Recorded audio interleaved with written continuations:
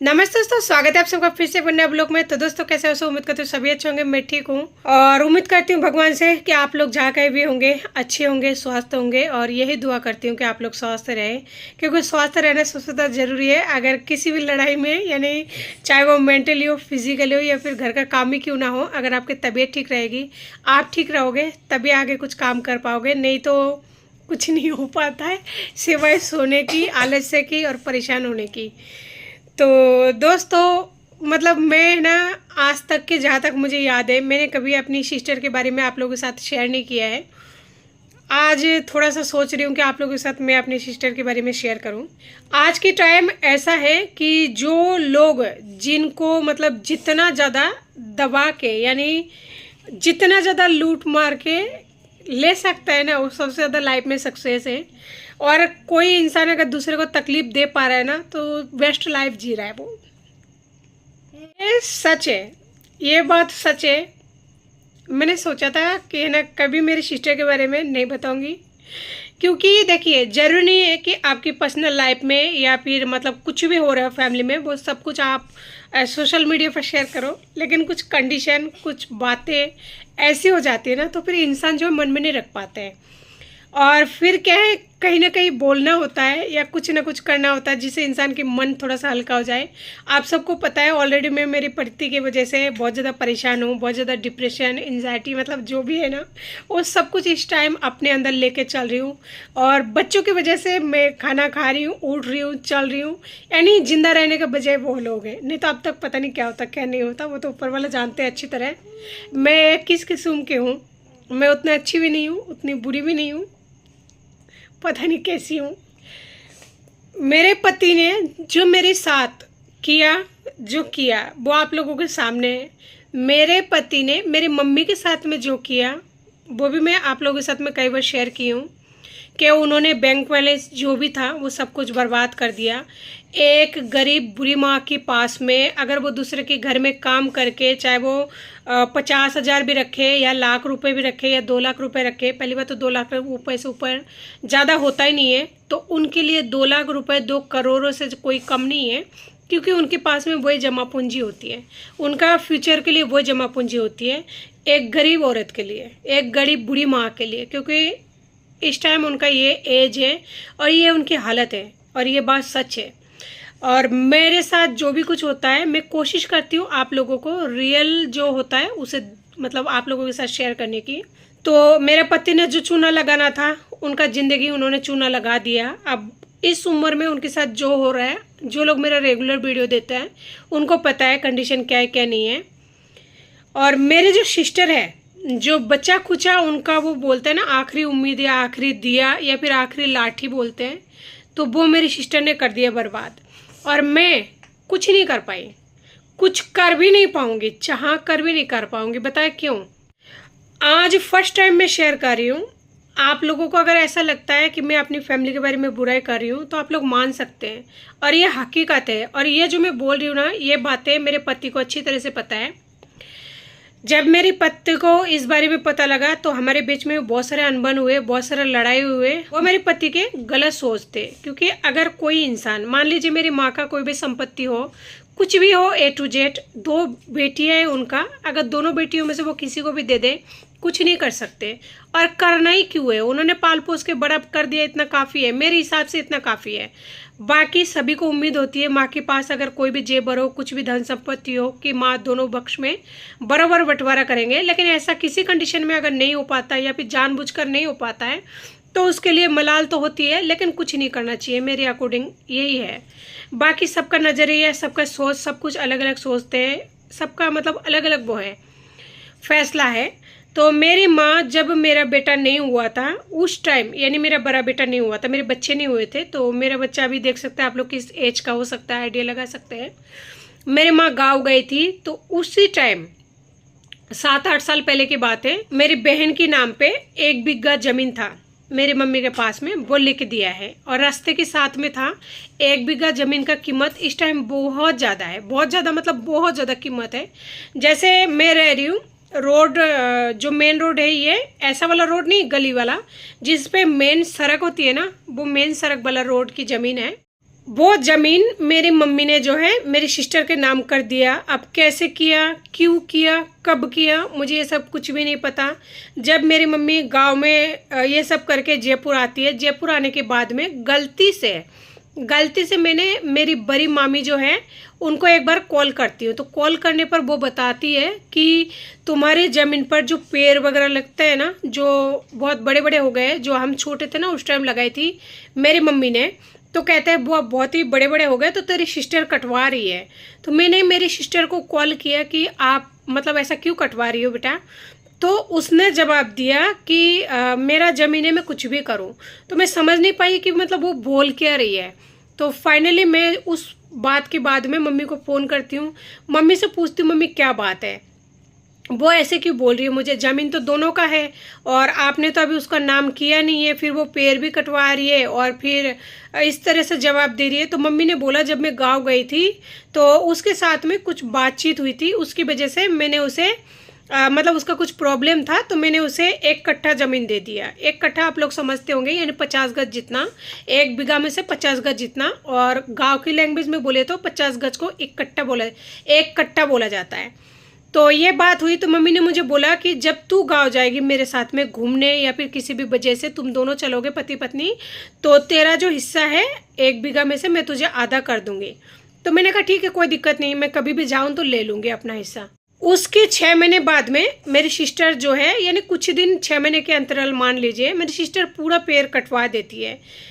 तो मुझे किसी के थ्रू पता लगता है, तो मैंने सिस्टर को बोला कि तू फिर से क्यों कटवा रही है, जब मेरी भी उसमें आधा हिस्सा है तो तू आधा हिस्सा को छोड़ के काट ले, तो पूरा क्यों काट रही है।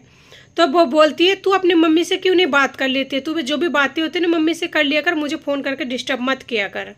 उस टाइम मेरा पति मेरे साथ में थे। तो ये बात जब वो बोलती है तो मैं क्लियरली मम्मी को कॉल करती हूँ और कहती हूँ हकीकत बात क्या है, आप मुझे ये बताओ, मुझे इस तरह से मत बोला करो कि 1 कट्ठा दे दिया तो फिर वो पूरा ज़मीन में इस तरह से पेड़ों को काट रही है, क्या बात है। तो मम्मी ऐसे बोलती है कि बात ऐसी है कि मैंने है ना उसको ज़मीन दे दी है पूरा लिख के। तो मैंने कहा आपने मुझसे एक बार भी नहीं बोला। इस बात को लेकर मेरा पति को जब पता लगता है ऐसी कंडीशन है, मेरा पति मुझसे बहुत ज़्यादा झगड़ता है, बहुत ज़्यादा लड़ाई होता है। मैंने उनको बहुत समझाने की कोशिश की, मम्मी के ज़मीन है, उन्होंने मुझे नहीं दिया तो मैं क्या कर सकती हूँ, मैं कुछ नहीं कर सकती हूँ। तो कहता है जब तू उसका बेटी है तो दोनों को बराबर देना चाहिए। मतलब बराबर तो देना चाहिए लेकिन नहीं दिया तो क्या कर सकते हैं। इस बात को लेकर वो घर से जाना आना चालू हो गया उनका। फिर वो रात को रहना बंद कर दिए मेरे साथ में क्या वो मतलब घर से बाहर रहने लगे और पूरी तरह से बात बताते नहीं थे, घर पे खर्चा देना बंद कर दिया। तो ऐसा हमारे बीच में तो ऑलरेडी चल रहा था, लेकिन ज़मीन के बाद जब से सुना है मेरा पति तो तब से वो ज़्यादा करने लग गया था, क्योंकि पैसे का लालच हर किसी को होती है। मैं बेटी हूँ, हो सकता है मैं उस चीज़ को छोड़ दिया है मैंने, पर दूसरा जो है एडजस्ट नहीं कर पा रहा था, उनको ये बातें हजम नहीं हो पा रही थी। तो मेरी मम्मी जो है ये गलती की है। अब बताइए जब उन्होंने गलती कर दी है मैं क्या कर सकती हूँ, उसमें कुछ नहीं कर सकती। ये बात आज मैं आप लोगों के साथ शेयर इसलिए कर रही हूँ, मैं नहीं करती। मेरी मम्मी आज 4-5 दिन हो चुकी है, वो बीमार पड़ी हुई है, उन्हें बहुत ज़्यादा फीवर हो रही है, पूरे बॉडी में पेन हो रही है, बैक पेन सबसे ज़्यादा हो रही है। अब आप लोगों के सामने की बात है, 2 बच्चे मेरे पास हैं, बहुत छोटे हैं। जो मेरा छोटू है इसको 2 टाइम का खाना देना सबसे ज़्यादा ज़रूरी है। चाहे आप रोटी दो, चावल दो, कुछ भी दो, पोहा दो, कुछ भी दो, सूजी दो, बच्चे को 2 टाइम का खाना देना सबसे ज़्यादा ज़रूरी है। मम्मी वहाँ पे अकेली रहती है, अपने रूम में खाना बनाती नहीं है। जब वो काम करती थी तो दूसरे के घर में खाना बना के खा के आ जाती थी। मैंने उनको कई बार बोला है, मेरे मम्मी या फिर किसी भी बुजुर्ग को मैं मेरी ही बात कर लेती हूँ, सबको कहना सही नहीं होगा। मेरी सास इस मामले में बहुत अच्छी थी, खैर उनके भी बात में कभी शेयर करूँगी। इस टॉपिक पर भी कभी ना कभी बोल जरूर आएगी, क्योंकि उनकी तरफ से बहुत ज़्यादा प्रेशर दिया जा रहा है मुझे, तो वो बात मैं कभी और शेयर करूँगी, मेरे सासू का कंडीशन। तो अब मेरी माँ जो है उठ नहीं पा रही है। अब बताइए मैं 2 बच्चों को लेकर कैसे जाऊँ वहाँ पे मेरी मम्मी को कई बार मैंने बोला है कि ना आप घर पे चावल, रोटी, दाल, यानी जो भी आपको खुद का एक नॉर्मली खाने में चाहिए होता है वो चीज़ें ला के रखा करो। पैसा आप कमाती हो, गैस सिलेंडर आपके पास है, ऐसा कोई भी चीज़ नहीं है जो आपके पास नहीं है। रूम छोटा हो बड़ा हो, आप जिस कंडीशन में हो उस कंडीशन में आप अपना सब कुछ सामग्री रखा करो। लेकिन वो नहीं रखती है, कहते अकेली हूँ क्या करूँगी, मन नहीं करता। सारे कंडीशन समझती हूँ, लेकिन बाई चांस आप कहती हो घूमने के आ जा, दोनों बच्चों को लेकर चली जाएगी, बच्चे को मुंह में क्या अनाज डालूंगी मैं। जिस दिन मैं जाऊंगी आप दौड़ता भगता कहीं से लेके आओगे, दुकान जाओगे, कभी कहाँ दिन तुम्हारे उसी में गुजर जाएंगे, टाइम आपके साथ निकाल पाएंगे नहीं। और दूसरी बात, मम्मी जहाँ रहती है और कुत्ता रहता है, यानी जिस घर में मम्मी किराए पर रहती है उस घर का मालिक कुत्ता पाल रखा है। कुत्तों की वजह से मैं वैसे ही नहीं जाती हूँ, क्योंकि मेरा जो कंडीशन है, कहीं पे भी जाती हूँ ना, मेरे बच्चे को कुछ ना कुछ हो जाता है, इसलिए मैं कहीं जाती नहीं हूँ। आप लोग मेरा हर वीडियो सीबीसी रूम में देखेंगे, या फिर दवाई वगैरह या कोर्ट वगैरह में जाती हूँ तभी अकेले जाती हूँ, तभी, वरना मैं बच्चों को लेकर कहीं नहीं जाती हूँ। मुझे बच्चों को लेकर बहुत ज़्यादा डर लगता है, क्योंकि मेरे लाइफ में इन दोनों के अलावा कोई भी नहीं है, और मैं नहीं चाहती हूँ किसी भी तरह से कोई भी नुकसान या कुछ भी कंडीशन मेरे बच्चों के साथ में हो। साफ बात है।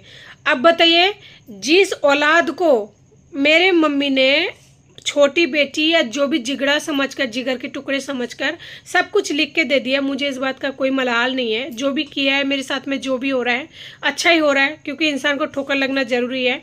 ठोकर लग रही है, लगने दो।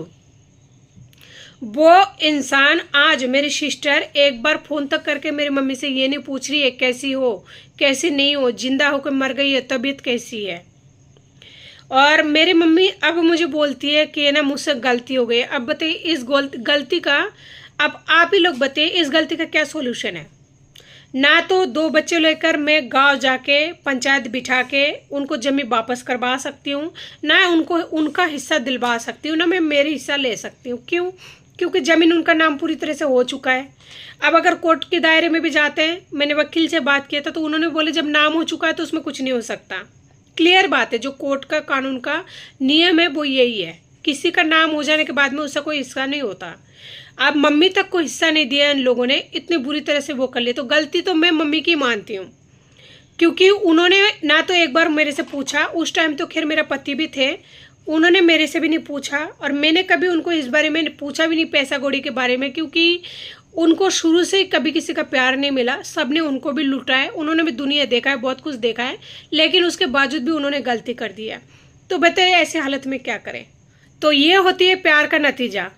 उन्होंने मुझसे प्यार किया, जो अकाउंट मुझे संभलाई थी वो मेरे पति ने चूना लगवा दिया। अब बचा खुचा जो उनके पास में ज़मीन थी, आखिरी उम्मीद थी, वो मेरी बहन ने चूना लगा दिया। तो एक माँ का यहाँ पे कहाँ गलती है। और बच्चे जो है जिनको जन्म देते हैं, पाल पोस के बड़ा करते हैं, तो देखिए वो लोग मतलब किस तरह की माँ के साथ में हरकतें करते हैं। अब मम्मी की ऐसे हालत में उनको ले जाना चाहिए। मैं बताऊँ, लाखों का ज़मीन है वो, लाखों का ज़मीन है। 1 बीघा जमीन रास्ते के साथ में, बहुत पैसे।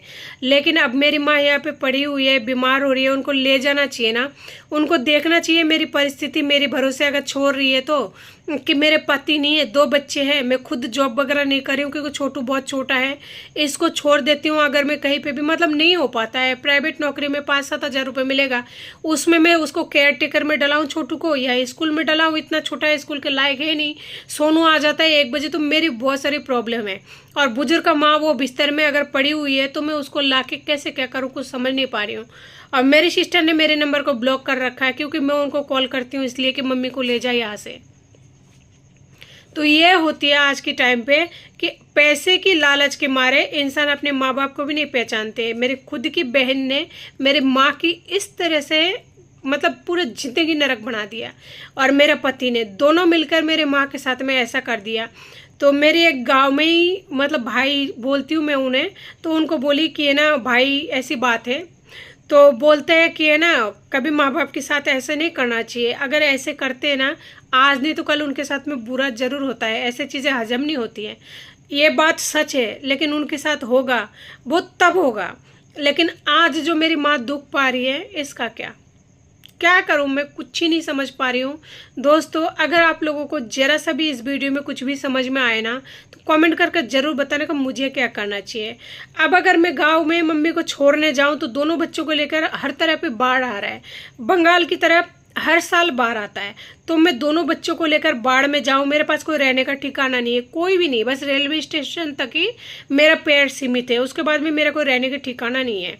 क्योंकि जिसका पति छोड़ देता है उसका कोई नहीं होता, दुनिया में कोई नहीं होता, समाज में कोई नहीं होता, कहीं पे भी कोई नहीं होता। तो मैं गांव में छोड़ने जाऊं तो उसके बाद में फिर रेलवे स्टेशन से आगे मेरा ना तो कोई रहने का वो है, और गांव में ना कोई होटल वगैरह है, और होटल वगैरह हो भी तो मेरे पास पैसा, खाना खर्चा, और सोनू जल्दी बीमार पड़ जाता है, रोज नहीं कुछ ना कुछ होता रहता है। जो भी भी मेरे लगातार वीडियो देखते हैं, आप सबको पता होगा मेरा बेटे का रोज ही कुछ ना कुछ होता रहता है। तो ऐसे बीमार बच्चे को लेके मैं कहाँ जाऊँ, कैसे क्या करूँ। और मम्मी अगर यहाँ पे कुछ हो जाता है तो मेरा क्या होगा। मतलब मैं चारों तरफ से फंस गई हूँ। ऐसा लगता है कि जो भी उलझन है ना मेरे घर के आसपास मतलब लगी हुई है, बस एक ख़त्म हो जाता है तो दूसरा स्टार्ट है, दूसरा ख़त्म हो जाता है तो तीसरा, कभी मेरा परेशानी ख़त्म ही नहीं होता। पंखा खराब पड़ा हुआ है, आज बहुत दिन हो गया, 15-20 दिन हो गया, उसको सही नहीं करा रही हूँ। कांच यहाँ पे टूटा हुआ है, साल भर से ज़्यादा हो गया। 2 खिड़की में कांच नहीं है, एक तो सबसे ऊपर एक नीचे। अगर आप लोग 1-2 दिन पहले का वीडियो देखेंगे तो उसमें मैंने दिखाया विंडो का क्या हाल है मेरा। तो वो चीज़ है। अब मम्मी की जो खबर सुनी तो उसकी वजह से मेरे दिमाग में थोड़ा बहुत जो भी मैं चलने फिरने लगी, जो भी खाना वाना खाने लगी, तो वो भी मेरा बंद हो रही है। तो देखिए एक इंसान के ऊपर किस तरह से मुसीबत आती है, समझ नहीं पाती हूँ क्या क्या नहीं है, हकीकत क्या है, सपना क्या है, सच क्या है, चारों तरफ से उलझ सी गई हूँ। तो दोस्तों यही थी मेरी बहन की कहानी। इसी वजह से मैं उस लड़की की इतनी गंदी हरकतों के बारे में है ना बताना नहीं चाहती थी सोशल मीडिया पर कि जो भी है हाँ रियल लाइफ में हो रही है ठीक है, लेकिन जब मम्मी बीमार हुई ना तो ये जो बातें हैं बताना ज़रूरी है, क्योंकि कभी ना कभी अगर मान लीजिए बात हो जाए तो कम से कम खुद को तो समझा पाऊँ ना कि हाँ मैंने इस बारे में बात की थी लेकिन मुझे कोई फ़ायदा नहीं हुआ।